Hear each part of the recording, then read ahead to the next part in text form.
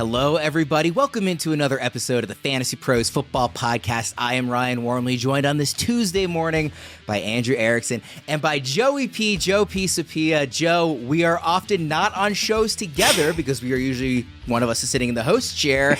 You will be serving as the analyst for the remainder of the season on this Tuesday show, so we're going to get several episodes together. How you feeling about that? I'm feeling great. I don't want to say it's a day off, but, no advertisements to sell, none of that stuff. You're doing all the heavy lifting. I just have to talk about football. Yes, that's why I agreed to do this. It's the holiday season. I'm going to take some time for myself, and I appreciate you in the spirit of the Thanksgiving holiday taking on these hosting duties of this show.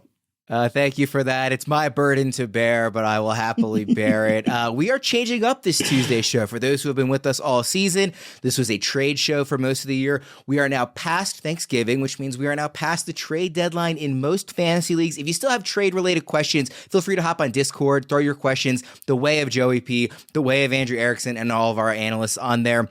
But for the purposes of this show, we're going to shift into more of a predictions episode every single week where we look to the slate ahead coming up. For this week, it's week 13, and run through our top 5 predictions each, and we'll throw some prop bets your way as well. Erickson, is that a fair description of what this show is going to be moving forward, you think? I think so. We're just 3 guys talking ball. Can't wait. 3 guys talking ball. Normally, we do leave a little room if needed for a quick Monday Night Football reaction. I'm going to go ahead and say we don't need that reaction after last night's game and how boring it was. So we will jump right into the predictions. We'll go 5-1, alternating. Erickson, let's start with you. My prediction is Dalton Schultz is going to continue to underwhelm, get under 11 fantasy points against the Denver Broncos. You might say, oh, well, Denver Broncos, they're a great matchup for tight ends, and that's true.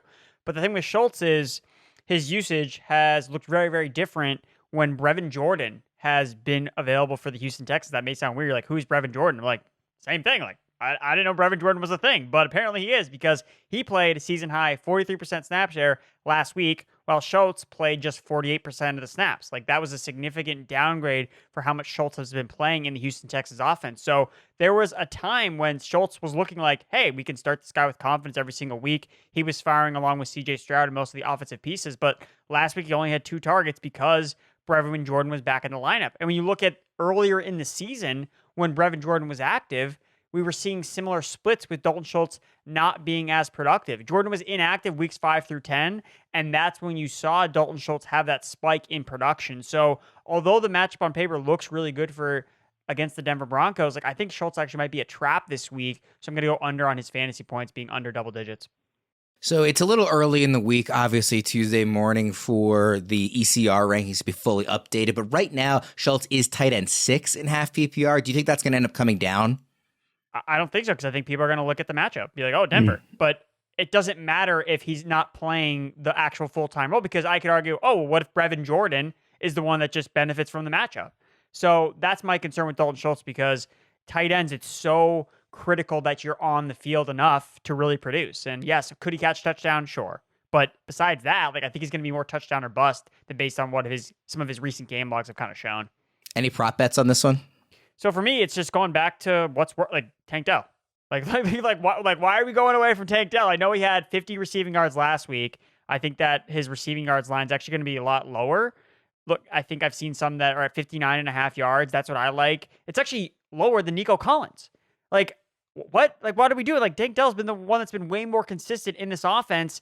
And look, in the box score, it removed Tank Dell. Tank Dell caught a 62-yard catch from CJ Stroud last week, but it got taken off the board because of an illegal shift by Tank Dell. Unless it's Tank Dell getting a penalty on himself, there's nothing that can stop this guy. So I'm going to take the over on Tank Dell and his receiving yards. I think it's going to be way too low, and it gets released because of how he only had 50 yards last week. And I think Patrick Surtain's not going to trail him. I think Surtain will probably match up more with Nico Collins as a perimeter receiver, where Tank Dell they're going to be more flexible with. So I'm just going to continue to roll out Dell as a top 10 ECR wide receiver every single week. Joe, what do you think about that line for Dell? 59.5 receiving yards. Yeah, I'm with Erickson on the over here, and I've been making money on Tank Dell anytime touchdown score for weeks now. I had a little tiny skinny parlay together with CJ Stroud in the over 275.5 last week on Betting Pros. We talked about that and pairing it with Tank Dell, which was a really good number on the plus side of the anytime touchdown score. And he's just been so consistent. He's the guy that he looks for in those big spots. Now, look, the Denver Broncos defense has played better, but I'm really glad that Andrew brought up what he did about Dalton Schultz too, because all of a sudden when Jordan came back, you saw that playing time all of a sudden look a little bit different. So that becomes really difficult to score fantasy points if you're not on the field. See, it's a very simple game. If you're on the field, it's harder to score fantasy points. It wasn't just that 62-yard pass, too. He also had that like toe tapper on the sideline that they just barely called that he was out. So it could have been a much bigger day for Dell in that game. Can you guys believe we are this deep into the NFL season? We've got to make every second count with DraftKings Sportsbook. You can make the most out of every game day. Bet on your favorite teams for a shot at winning big bucks. New customers can score 150 instantly in bonus bets for betting 5 on any matchup. We may have a brutal 6 teams on bye in week 13, but we can still find some awesome matchups to get excited about. 49ers Eagles is the obvious standout. Chiefs Packers is super intriguing as well. But the sneaky most important game might actually end up being Broncos Texans, with both teams at a surprising 6-5, right in the thick of the playoff hunt. The Texans are laying 3.5 points at home in that one. I cannot wait to watch it and watch Tank Dell some more. Get in on the action with DraftKings Sportsbook, an official sports betting partner of the NFL. Download the app now and use code FantasyPros. New customers can score 150 instantly in bonus bets for betting just $5 on the NFL, only on DraftKings Sportsbook with code FantasyPros. The crown is yours. Joey P, give me your number 5 prediction. Well, we're going to start with Michael Pittman scoring over 20 half PPR points this week with a touchdown. You might say, well, that doesn't seem like a really hot take because Michael Pittman's been really solid, maybe one of the most underrated, unheralded wide receivers of the 2023 season, very quietly just continuing to be very good every single week. But he's only had one week where he reached 20 fantasy points. He reached exactly 20 in week 1.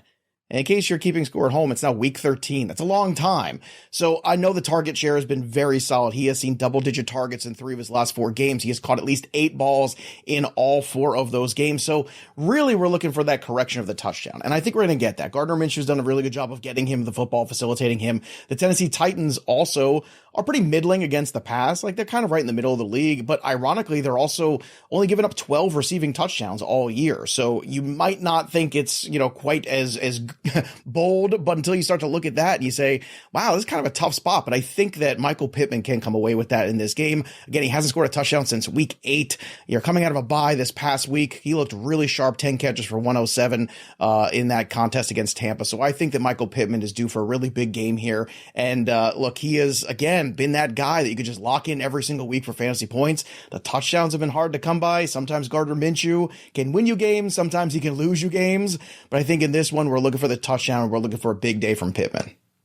I love this call. In the early ECR rankings, he's actually all the way up at wide receiver 7, which I was surprised to see given that he hasn't actually reached that threshold since week 1, but he's just been so remarkably consistent. Also, as we mentioned, 6 teams on bye, so you're going to see some higher rankings than you might expect for a lot of players, but I think it's a great call given the matchup and just the consistency he's given you this season. Do you have a prop bet on this one? I do. What I'm looking for is probably that line's going to be set for him, and we'll talk about this on Betting Pros later in the week, somewhere probably around 7.5 receptions. That's what I would be setting it at. So if you see that, I would still go the over on that. Now, if it's your climb to the 8.5 range, that gets a little bit trickier. But I think the way you do this is you go with the 7.5 and then you pair it again, that skinny parlay. Just pick the 2 things you think you can get right here, bet them both separately, and then put them together. And if you do that, I imagine it's going to be anywhere from plus 150 or even higher because he hasn't been the touchdown guy. So you might even on some sites that you might be looking at get an even better opportunity to bet that. It could be as high as plus 175, 185, or maybe even plus 200 on some sites. And that's why I use that Betting Pros app, because it gives you all the ranges of where the best lines are. So you can go find it and bet it. And that's how you maximize your efforts there on the betting side. But I think this is a unique opportunity, not only for a big day from Pittman on the yardage, the receptions, but also on that touchdown thing, which has been hard to come by. He only has 3 on the entire season. Erickson, what do you think about that anytime touchdown bet?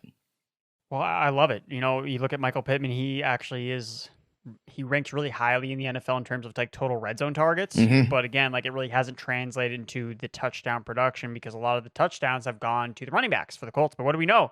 Jonathan Taylor might not play this week. Like, he's dealing with a thumb injury. So unless we see the Zach Moss show, which we saw at the beginning of the season, that could happen. But how do you attack this Titans defense is through the pass. Like, you don't attack them on the ground necessarily, even though the Colts are a team that does want to establish the run. We know what they do on offense. Like, they have such a concentrated target share between Michael Pittman and Josh Downs. And, like, nobody else gets the ball. Like those are the guys that get the ball. So if it's not Pittman scores, it's probably Josh Downs. And he had 3 red zone targets last week. So, yeah, both these Colts receivers, I think, should be in all starting lineups, and you should like them a lot in the props market. Erickson, I'll stick with you for the next prediction here. I'm going to one of my favorite backfields in a really gross game, which is a total that just continues to drop. I think it's at like 33 points now. But Bijan Robinson to score 20-plus fantasy points. Look, he's thrown up back-to-back games with 90-plus rushing yards. He's being more efficient. They're using him more. Arthur Smith has bent the knee. He's heeding two of the fantasy managers. He's going to give Bijan the ball. Tyler Algier barely plays anymore.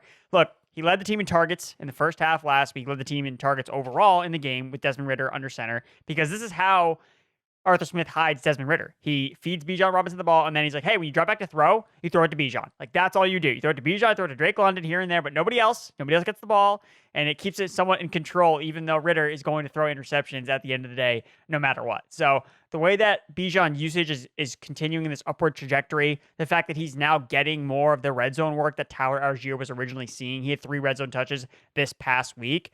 I just love the matchup against the Jets, who are a team that you attack on the ground. 10th most rushing yards allowed per game, 100 rushing yards to opposing running backs overall on the season, and it's a run funnel defense. The Jets have the highest run rate faced this season because teams know we can't throw on them. Arthur Smith is like, thank the Lord. Like, I don't have to throw on this team at all. Like, if it was up to him, he would have Desmond Ridder throw the ball 5 times in this game. So I think that Bijan is set up to have a monster game. Even though it is the Jets defense and an ugly total, I think that he can do enough from touchdowns, from catches out of the backfield to go over 20 fantasy points.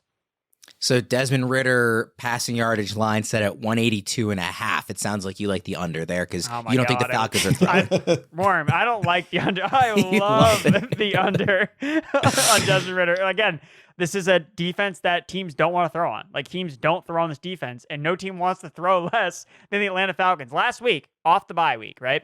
Falcons pass rate over expectation was negative 16%. Ridder had 21 passes and 13 completions. Like, they're not going to throw the ball, and the Jets with Tim Boyle are not going to force him to throw the ball in any way, shape, or form. So get ready for like 40 rushing attempts at MetLife Stadium, which is what we know, the anti-course field of the NFL. Joe, I want to get your next prediction here, but I want to ask you too, Joey P, does the P stand for predictions or prop bets? Are you Joey props or are you Joey predictions? I'm all of them, baby. All full service here. And to Erickson's point too, one more thing to add to that, the inefficiencies of that Jets offense is going to keep that defense on the field too much. And over time, if you keep pounding away, that's why the numbers are so bad against the run, because that defense is very talented, but they've been taxed. And you see it late in games with the Jets where it just starts to fall apart because they just don't have anything left in the tank. And what a concept. Give Bijan Robinson the football, you win football games. I mean, who would have thought? Who would have thought? Not me. Yeah. Not us. Not Joe, us. give me your next prediction. Next prediction here. I don't like to copy and paste necessarily off of what I saw last week, but I think I saw enough last week when it came to Kyren Williams in that contest that I think we should be looking at Jaylen Warren this week against the Arizona Cardinals. The all-purpose yardage for Kyren Williams was off the charts, 200 of them last week. And Jaylen Warren, very similar kind of skill set we're talking about, maybe even a little bit more physical of a runner. Obviously, I think we can say that too. So we know that with Matt Canada gone, they want to throw the football a little bit more. That's fine and dandy, but we're still going to be getting the ball into the running back's hands. And both of these guys, I think, are going to have busy days. So I like Jaylen Warren to go over 100 all-purpose yards in this game. And I also like Najee Harris to get a touchdown. I think the Arizona Cardinals, you've already seen it here. We've seen what's happened here in the last few weeks that, Jaylen Warren and Harris are still working in that committee sort of feel. We go back and forth a little bit, but at the end of the day, I think we should all be very confident to start both of these guys in fantasy this week, as we should be always. But at the same time, I think particular Warren is the interesting one here too, because that all-purpose yardage, I think is going to really carry him, especially in those PPR leagues. He's going to work in the passing game, I think, in this contest. I think you also look at some of the lack of effort you get sometimes out of some of the wide receivers there, Deontay Johnson, and I think they're going to be called out there a little bit. And I think if those guys aren't prepared, aren't engaged in the game, you'll see Mike Tomlin and this offense start to look for other people to get them involved more. And I think Jaylen Warren has earned that. And I think Najee Harris is a lock at some point to get a touchdown in this game as well. Are you betting those also? I am. I think, in my opinion, if you're looking for a number, my brain would say somewhere on 80.5 for that Jaylen Warren all-purpose number. Now, if I'm thinking he's going to get 100, I lock that up. If they want to push that to 85, even 87.5, I'm still going to go over. I'm that confident that he can pull this off in this game. And I do think that, of course, Kyler Murray and company is capable in that offense of continuing to push totals. And that's something that's very important, not just in the betting world, but in the fantasy world too, right? You don't want to just sit on points here. We want some challenge from the opposing offense to kind of push that total forward, which also pushes fantasy points forward. It all comes together here. So you want to challenge. I think Murray's up to that task here against Pittsburgh, despite the fact they're a pretty good defense too. And as far as Harris goes, I think that touchdown will probably be somewhere in the anytime touchdown, the plus 120 range. And if you get anything in that vicinity, I think that's a really good one. Again, I would stay away from the Najee Harris totals because of that uncertainty. How much work is he going to get? How much work is Warren going to get? Instead, don't worry about that. Focus on the all-purpose of Warren because you give yourself more opportunities. And then on the flip side of that, look for a Najee Harris sometime goal line touchdown to just, kind of fall into the end zone. I think that is a good way to attack this game. I've mentioned the early ECR, for week 13 a couple of times here. Jaylen Warren down at RB 21. That seems a little too low for me, right, Joe? Oh, well, especially this week, going against a 30th ranked rush defense of the Arizona Cardinals. I don't understand this. And they're middling against the pass, but 30th ranked rush defense, you are going to get Jaylen Warren the football. You are going to get Najee Harris the football. Those guys are going to eat. And I just don't see any scenario where that does not happen. But again, sometimes when you're trying to make money on investments that way, we can pigeonhole ourselves trying to go for just the rushing or just the receiving. If you get a very low number on the receiving, that's interesting in Warren. But instead, I would look for the all-purpose, combine them, and give yourself more opportunities. Because if he has the big run or the big catch, you might get a big chunk of this in one play. Erickson, quickly, what do you like better? Over on, let's say, 80.5 all-purpose yards for Jaylen Warren or anytime touchdown for Najee Harris in the plus 120 range? I like the one on Warren. Warren, the usage was still pretty solid last week. It was just a matter of he just didn't rip off any of the big runs. And he also had the fumble too. So I think that touchdowns just tend to be more fluky. Again, that's why you're getting at plus money odds. But they have used Warren sometimes at the goal line, and eventually, Kenny Pickett's going to throw a touchdown pass. It's going to happen. You can't just never throw touchdown passes, especially when they get in the red zone. They have Pat Freiermuth back, so that'd be the only question that, if Najee doesn't score, it's going to be another Steelers player scoring because I like the Steelers offense this week. That's a tease for those at home. December is right around the corner, and it's such a fun sports month. We've got football teams making late season playoff pushes, college football bowl games, plenty of hockey and basketball every single day as well. Try picturing yourself at a game, the atmosphere, the excitement, the memories. Why just watch when you can be there live? The best way to get tickets to any of these games this month is on Game Time, the official ticketing app of FantasyPros Fantasy Football. Erickson, if I took 49ers Eagles off the board because it's too easy, which other Week 13 game would you most want to be at? I mean, live in person. Do you not want to be a Chargers Patriots, man? Isn't that the marquee matchup that you'd love to be at? I'm totally kidding. I think that the matchup that I was looking forward to the most it's the Texans and they're playing the Broncos. The Broncos. That matchup to me is really interesting. You have a Broncos team that's surging somehow, some way after being left for dead to start the year. Their defense is playing really well. Russell Wilson is playing better, even though his raw numbers aren't there. He's been really efficient with the pass attempts he's got. And CJ Stroud is, prime time watch, break out your popcorn every single week with that guy. Any game that CJ Stroud's in is buckle me up for the next 3 hours. I don't want to watch anything else because he's so fun to watch, especially his ability to make off script plays. So for me, that Texans Broncos game, that's where I want to be. Joe, what about you? Again, I'm taking Niners Eagles off the board because that's too obvious. I want to be at the Patriots game rooting against the Patriots so they can get a higher draft pick because I want a franchise quarterback. That's easy. Let's go. All the Chargers all day. Go Pats. There's no Ravens game this week for me to be at, so I'll just take I'll take the low hanging fruit, and I'll say I will allow myself to pick Niners Eagles. As luck would have it, I'm on the Game Time app right now, and both those games, all three of them, are available still. It even shows me what the cheapest options are, and check this out, I can see the view from the seats right away without having to click through a bunch of times to understand what it is I'm paying for last minute amazing deals on tickets to see your favorite football team. Download Game Time, download the Game Time app, and redeem code FANTASYPROS for $20 off your first purchase. Terms apply. Again, download the Game Time app and enter code FANTASYPROS, all one word, for $20 off. Download Game Time today. Last minute tickets, lowest price guaranteed. Erickson, give me your number 3 prediction here. All right, teased it before the ads, but Steelers are going to score 24 points on offense this week against the Cardinals. Like last week, we had our Fantasy Pros bold predictions article. I boldly claimed the Steelers would break their 45-game streak of games with under 400 yards of offense. What did? They had 400 yards of offense in the first game without Matt Canada.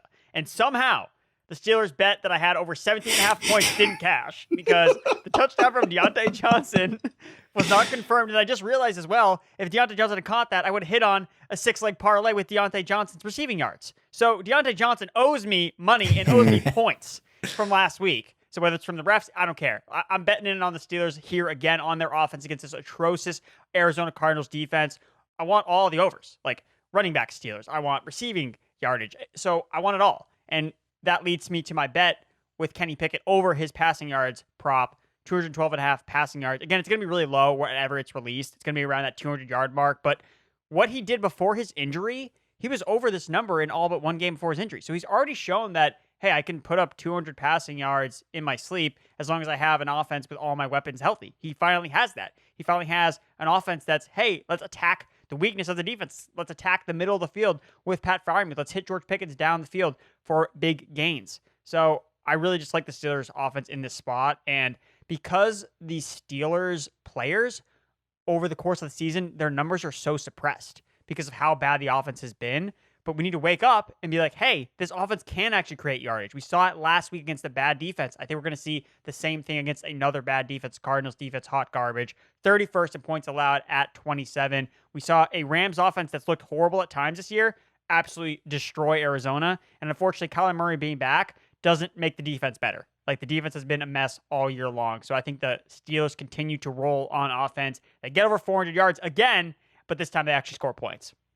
Joe, the Steelers dropped 26 against the Browns in week 2 and 24 against the Rams in week 7. They have not reached 24 points in a game any other time this season, despite their 7-4 record, which is really remarkable. Do you think they hit that threshold against the Cardinals this week?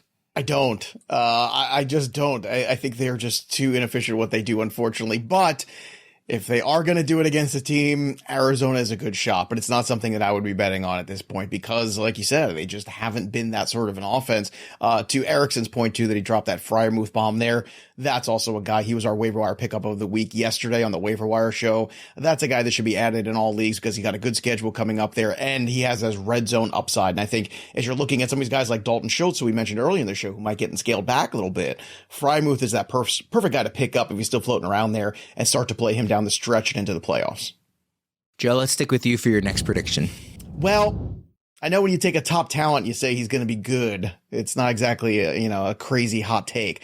But if you look at the last 2 weeks, it's been a little underwhelming for A.J. Brown. Now, you wouldn't let me go to this game, so I'm going to have to go vicariously live through my wagering. But out of the bye, 1 catch against Kansas City. Very disappointing day. Finishes wide receiver 92. Okay, that's fine. And then last week, another underwhelming day. 5 catches for 37. Now, he did have the 9 targets.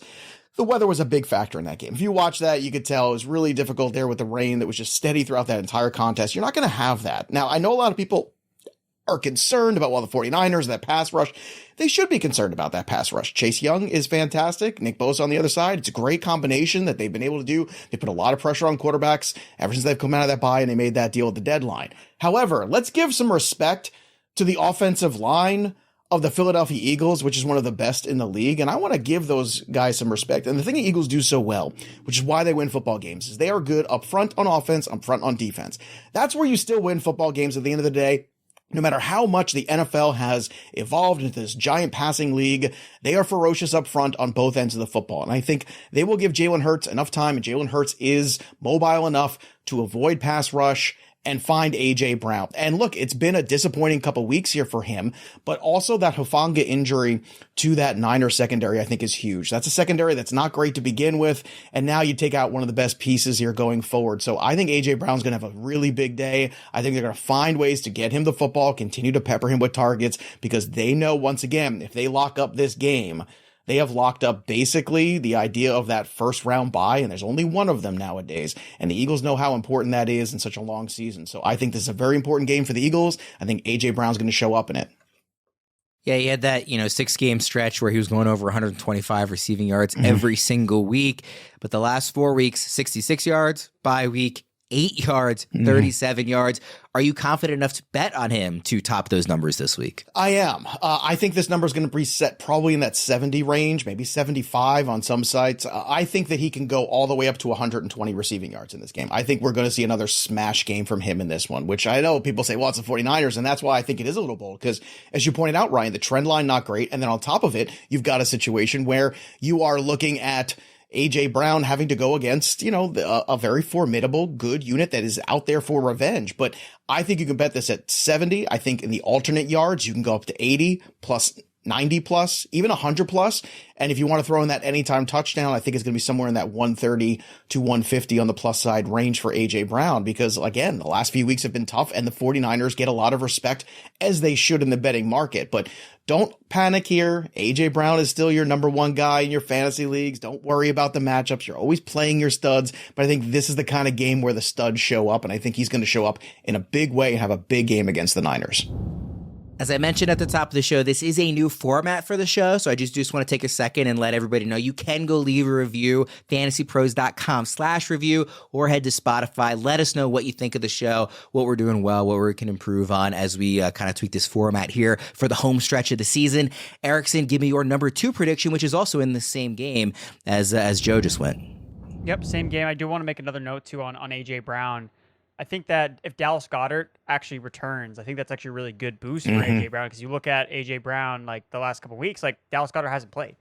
And I think that his presence over the middle of the field really opens things up for A.J. Brown. And these splits go back to last year, too. Like last year, we saw Devonta Smith have a really strong finish because Dallas Goedert was out, and that ate into A.J. Brown's production. We're seeing it again this year. No Dallas Goedert. A.J. Brown hasn't been as productive. So Dallas Goedert apparently is pushing to play in this supreme matchup. So I think that if he does end up going, I actually like the A.J. Brown props a little bit more in that capacity. But the guy I love the most in this game, by far, is Brandon Aiyuk. Like, he is going to go absolutely nuclear against the Eagles. Over 100 receiving yards. Honestly, it could be over 150 receiving yards, because the pattern with Aiyuk, guys, every time Aiyuk has like 50 receiving yards, less than 50 receiving yards, the next week, it's 100 yards. It's like every single time, because he's the most efficient player in this passing game. Like George Kittle, Deebo Samuel, when they have their weeks, it's because they get volume. But Brandon Aiyuk has shown throughout the entire season, if you've had him on your fantasy team, this guy always gets it done. Last week, he had 4 targets. He caught a 28-yard touchdown and still got it done on just 4 targets. Like Deebo Samuel had to get there with all the volume he was seeing. Aiyuk is so efficient. The uber efficiency that he brings makes him a fantasy star. But then when the volume comes his way, this is when you see the absolute eruption spots for Brandon Aiyuk. And what team faces the most passing attempts in the NFL? It's the Philadelphia Eagles. Like, this is the matchup that you want for Brandon Aiyuk. It's the perfect matchup for him to go absolutely nuclear. And again, going back to the point about how he bounces back, he has posted no less than 76 receiving yards following a week when he's had 60 or fewer yards.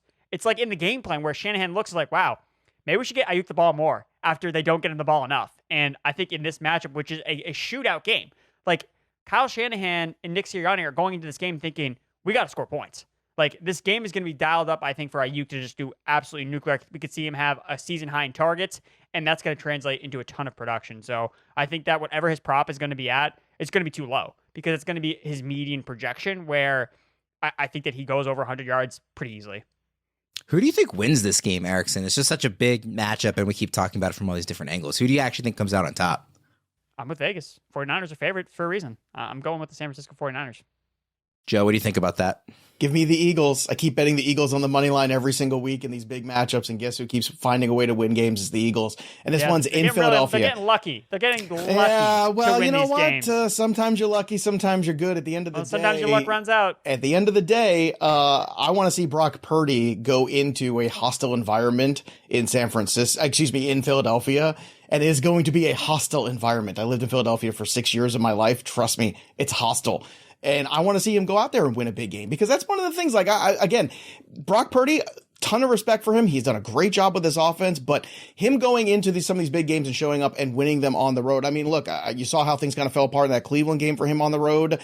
I want to see if the moment's too big for him at the end of the day. And I think this is the first real test you're going to get of Brock Purdy on the road. And we'll see if he passes. I don't think so. And therefore I am not as much on Aiyuk as Erickson is.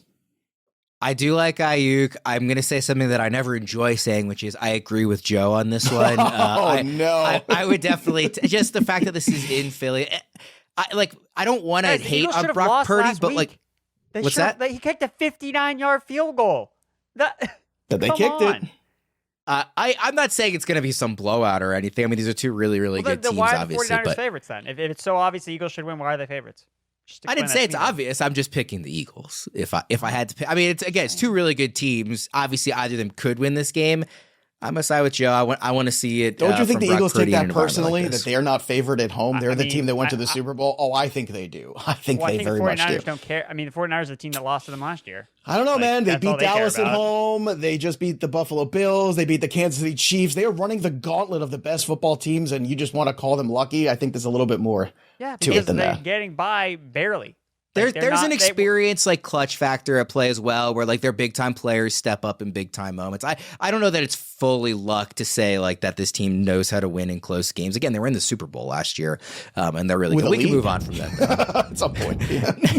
If you guys need new tires for your car, Discount Tire is your go-to. They have exceptional service, and you get a 30% shorter average wait time when you buy and book online at discounttire.com. They have this really cool feature called Treadwell, which is an online tire buying guide that gives you transparency on tire performance, as well as personalized recommendations based on your location and driving habits. Discount Tire is also the largest independent tire retailer in the country, so it has the biggest selection of tires and wheels. And here's a pro tip from the experts at Discount Tire. You can prevent wear and boost gas mileage by keeping your tires properly inflated. Tire pressure supports the weight of your vehicle and is important to check for safety. So if it's been over a month since you last checked your tire pressure, stop by one of their local stores for a free tire safety and air pressure check. Discount Tire, let's get you taken care of. Joe, give me your number 2 prediction.